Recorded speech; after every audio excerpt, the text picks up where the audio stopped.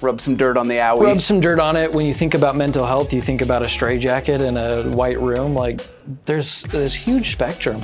And like, man, you even look at Corey Stevens from Taft. He had to get hospitalized, and he's very open about that.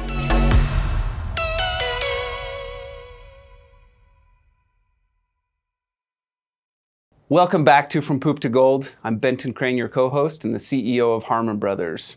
We're in studio today, in person. We haven't had many of these for the past year or so it feels good to be back. Well, welcome, guys. Thank you. This is Levi Lindsay and Nick Staggy. Now, Levi is one of our clients. He works at Kizik Shoes, which hands-free shoes. Represent. He and Nick are co-founders at Mind. Tell us a little bit about Mind. Have at, buddy. Well, Mind is mental health awareness. We have the thought bubble. If you've seen on LinkedIn, people sharing the thought bubble.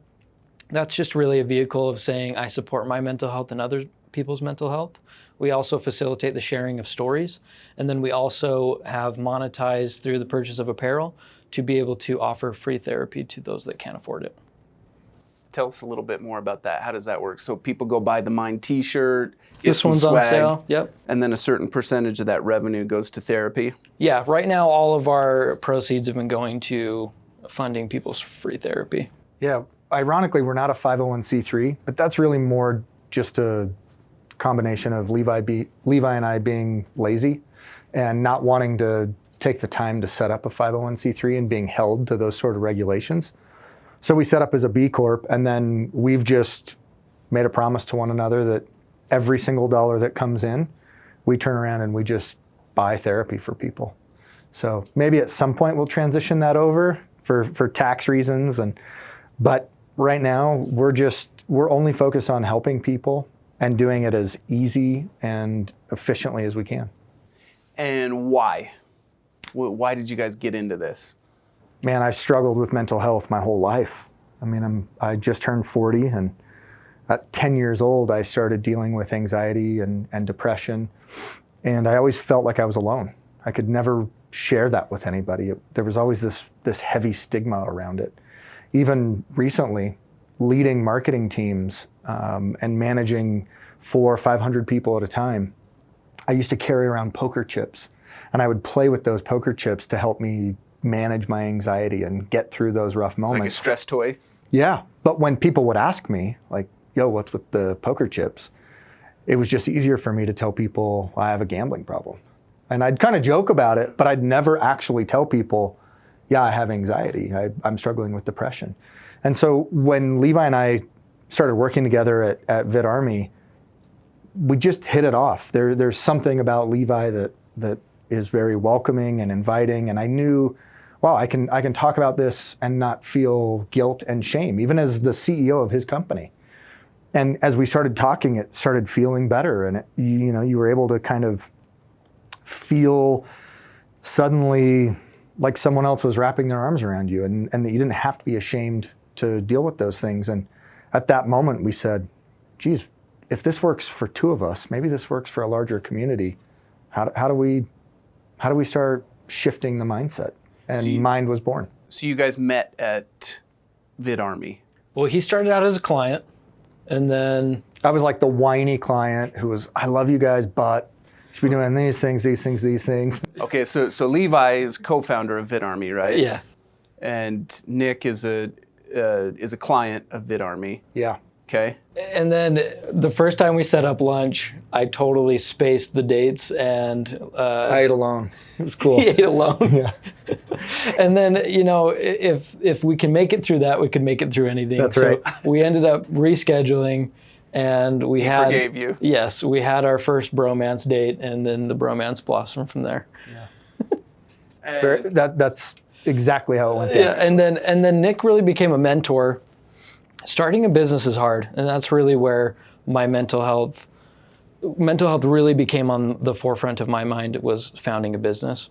And Nick was always there to support me, talk about my mental health, and then he's just genius when it comes to business. And so it just became this natural flow, and then when we brought him on as CEO, it was like, well, no-brainer.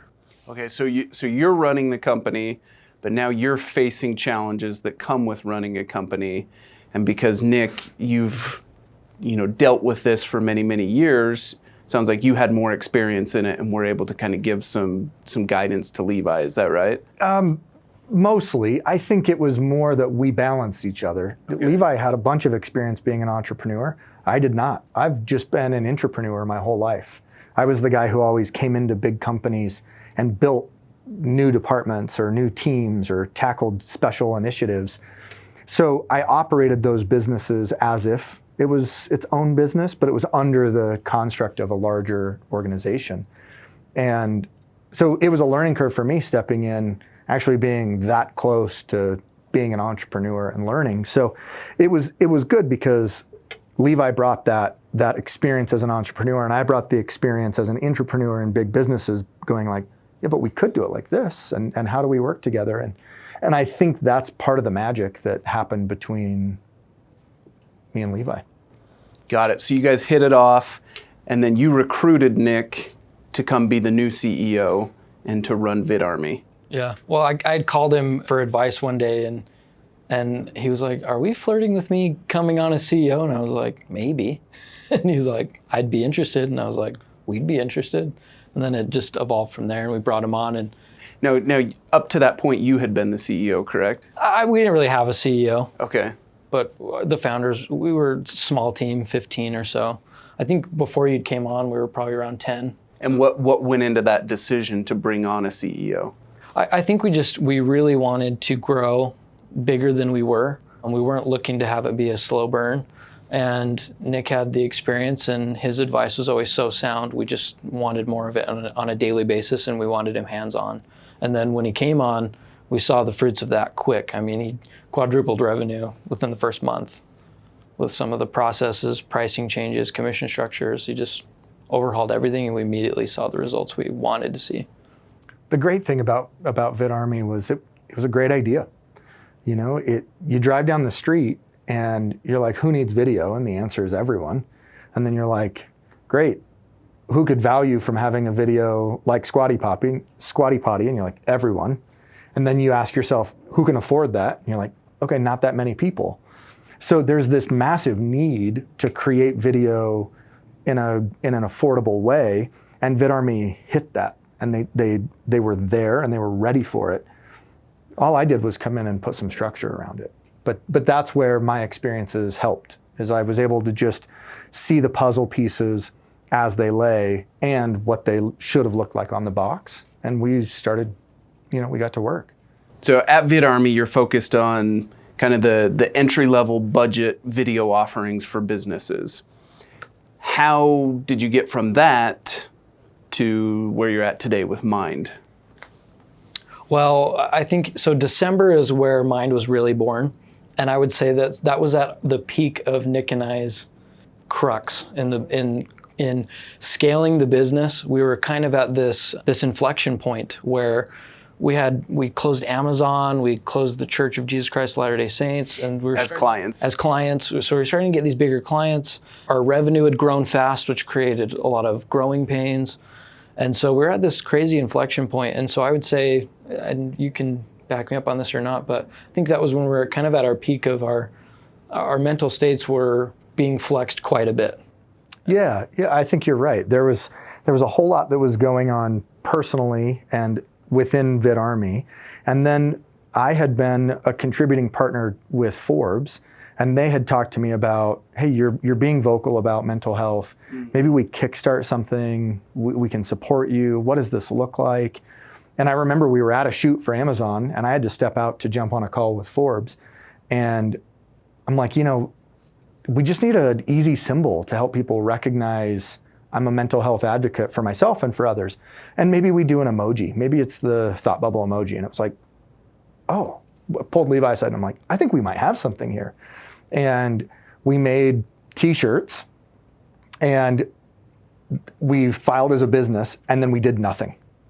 We literally did nothing. And one day I was sitting at home, I think it was a weekend. I'm sitting at home and I'm like, this idea is good. We should do something. We just need to build publicly, right? We need to build openly. Otherwise, we'll never actually prioritize building it. So I posted a picture of me and Levi on LinkedIn under mine's account, and we had 2 followers, me and Levi. And all of a sudden, I mean, that sucker, like tens of thousands of views, hundreds of comments, our inboxes were just flooded, and we're like, holy crap, we hit something. Okay, maybe we should build a website. Maybe we should like get an idea of how we're gonna make this work and what we're gonna do. We really had nothing other than we've found value in talking to each other about our mental health, and maybe there should be a symbol to do this. I mean, that literally was about as baked as our plan was when we launched on LinkedIn. And everything after that was, we'll just figure it out today and tomorrow and the next day. And so as this happens, you guys put it out there and you start seeing the counters go up on the views and everything else, and you're like, whoa, there is an appetite for this. What kind of went into the next decisions of, if I understand correctly, eventually you guys left VidArmy. Now you're focused on growing Mind as well as you guys each have kind of a bread and butter type gig right now as you're building Mind. Levi's at Kizik, and then Nick, the Grounded company, doing some branding stuff, right? Yeah, partnering with you guys on quite a few clients, so loving it. So talk to me about that decision. What goes into leaving VidArmy to go do these other things? Man, there's a lot that goes into VidArmy, and frankly, they're just things I can't talk about on a podcast publicly. I made a lot of mistakes, and you grow a company and things change and people change, and direct people wanting to take the company in certain directions change. And I think it just became clear, just speaking for myself, this isn't the situation, the company, and the people I want to grow with anymore. And it was time. It was time to say, this is a great education, time to go put this education to work somewhere else. Got it. How about for you, Nick? Yeah, for me, it goes back to I've been that entrepreneur forever. Uh-huh. And I got a taste of being an entrepreneur. And I just thought, it's now or never. It's time to make this leap and place a bet on myself. And it's easy to place a bet on yourself when you walk into this existing company and you're like, if it fails, it's not necessarily me, it's the company. If I need resources, like, I worked for GoPro, like we have cash, we can pull resources, we can hire people, we can do these things. It's different to really place that bet on yourself. And based on the experience at VidArmy I'd had, I just realized I can't be afraid of failure anymore. I can't be hesitant to chase my passion. And quite frankly, it really helped me realize I want to work for myself. And so we made that transition, and I wish VidArmy nothing but success and happiness. But now, so VidArmy was a taste of that, but now you want like the full experience. Yeah. And so it's funny because I've had the Grounded company on LinkedIn for 10 years. And I would always pick up a side client for like 6 months, and then I'd go 2 years without anything. And then I'd pick one up for a few months and I'd go without it. And I finally just said, I got to go for it. And I a little bit the same with Mind. I made an announcement on LinkedIn. Hey, I'm doing the Grounded company, taking a couple clients. If you know anybody, let me know. That's the only outbound I've ever done. And everything else has come inbound and through relationships and partnerships. And we're off to a heck of a first year, and we're having a bunch of fun. And I credit a lot of the growth and learning to the experiences I had working with Levi. I learned a lot about what to do. He will always say, I learned a whole lot about what not to do. But most people don't make a business last 6 months, let alone 3 years, and are landing clients like Amazon and the LDS Church. And I mean, we had some massive clients doing small scale projects, but we were growing and we were expanding. And so as many things as maybe he wants to claim he did wrong, he did a whole lot right. And I learned a bunch from it. That's awesome. Let's shift gears back to the mental health side of things. Now, having, Nick, you mentioned that throughout your life, you've experienced mental health challenges and struggles. And so I'm sure you've learned many tools and things to do and how to deal with that. Talk to us a little bit about, for those of us who don't understand or don't know what to look for, what to recognize. Once you do recognize that something's off, how do you take action and do something about it? Talk me through some of that. Yeah, I think every person is so different. What's interesting is maybe the reasons that I'm struggling with anxiety and depression are different from the other person, but the feelings that we share are similar. And I'm no trained professional. I don't, that stuff scares me actually, because I don't want to give bad advice. Mm-hmm. And because of that, I think that actually helped us unlock something that was really powerful, which is, in order to have that conversation, one, the person who's struggling needs to feel comfortable with the person that they're communicating to. And that takes trust and some courage. And then two, there's a whole bunch of responsibilities for the person on the other side of that conversation. And because we suddenly were on the other side of this conversation, receiving an influx of I had phone calls with people telling me, I'm sitting here contemplating ending my life right now. That's scary. And you don't want to give bad advice. So I didn't give advice. And what we found out is that's actually really helpful.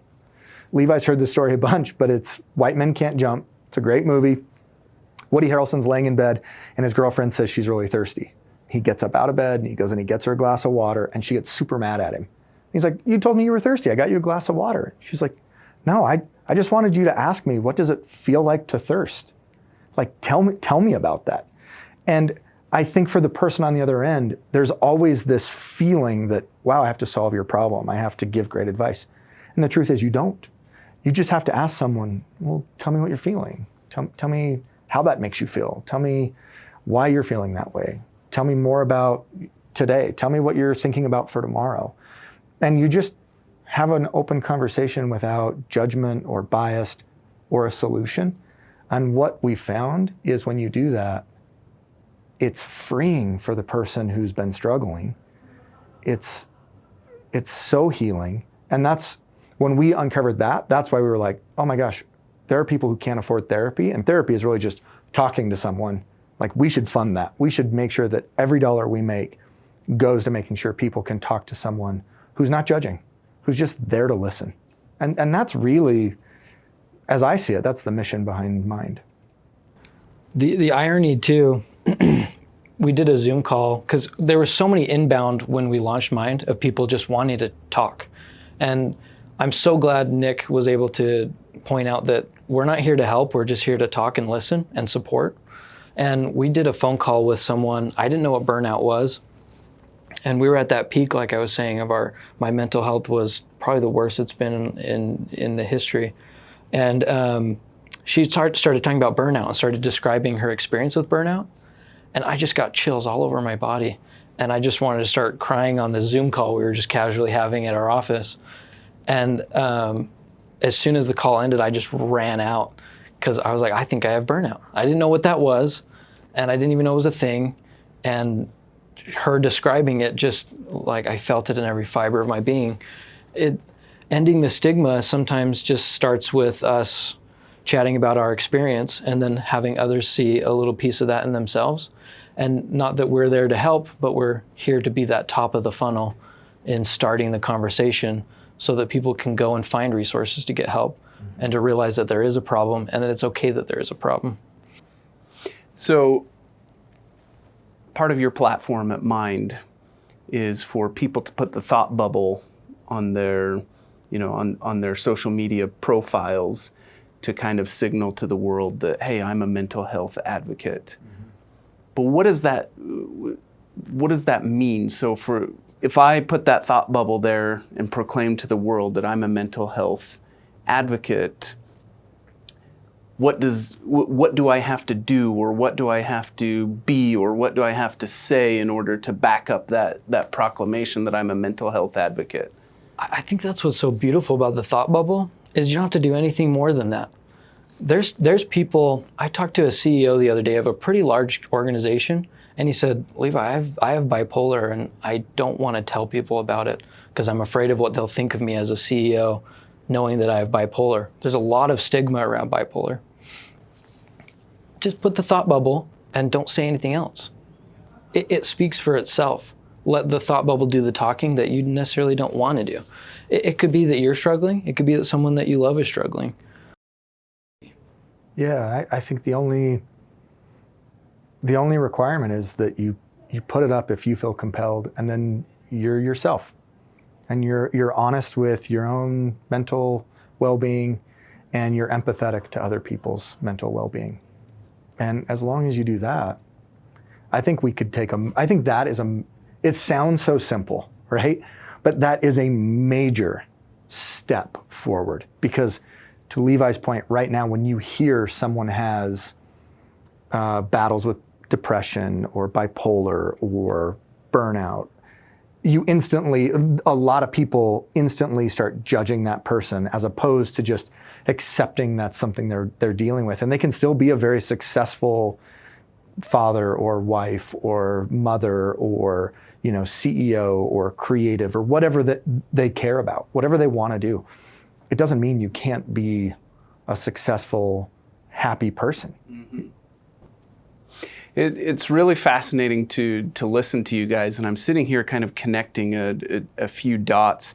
A couple years ago, we did a campaign for a company called Covenantize, which makes software for people who are trying to kick a porn habit. Mm-hmm. And the whole entire premises behind it is that they're facilitating conversations between the person who's struggling and a support person or an ally, as they or sidekick, I think was the term that they used. And it's through those conversations that healing happens. Mm-hmm. And I'm connecting that dot with my wife's cousin is a recovered meth addict who is now very involved in helping other drug addicts recover. And part of this key component of recovery is just facilitating conversations and getting people to talk about what they're experiencing and what they're feeling, as opposed to kind of sweeping things under the rug and let's pretend like it's not happening, let's pretend like it's not there. And that is exactly what compounds the problems, as opposed to just opening up and sharing and talking. And that's where the healing happens. And so listening to you guys, it sounds like mental health has a lot of similarities in that just facilitating conversations is creating an enormous amount of healing. Is that accurate? I think it is. One of the first people I saw start openly talking about it was Johnny Hanna. He's a CEO of a massive company in Utah, and you see him succeeding and doing things that very few people on planet Earth do, and you're like, well, I could, like, if he's dealing with those things, struggle, like, he's still successful, he's talking about it, maybe I can too. And so I think there's so much value in that. And we're not the only ones that have seen that, because you're starting to see a bunch of companies come rally around the Johnny Hannas of the world. Mm-hmm. And we applaud them for that, and we think that needs to happen. Mind is a little bit different in the sense that we want to talk to the marketing intern who's still in college, and we want that person to feel like they can talk about it. Right? Because it's one thing to be like, well, yeah, Johnny can talk about it now. He's successful, and look at all the great things he's done, and he's proven himself. He's untouchable. I haven't proven myself, and if I'm a marketing intern going to the Y, people are going to think like, that guy can't grow. That woman can't succeed. So we want to empower everyone to feel like they can talk about it, not just people who can talk about it and then say, but look at my track record. I'm successful, so it's okay. And I think that's important, that we meet in the middle, and we encourage people like Johnny Hanna to keep talking about this, but we also encourage his intern to talk about it and feel safe talking about it, because that's where change really starts to happen.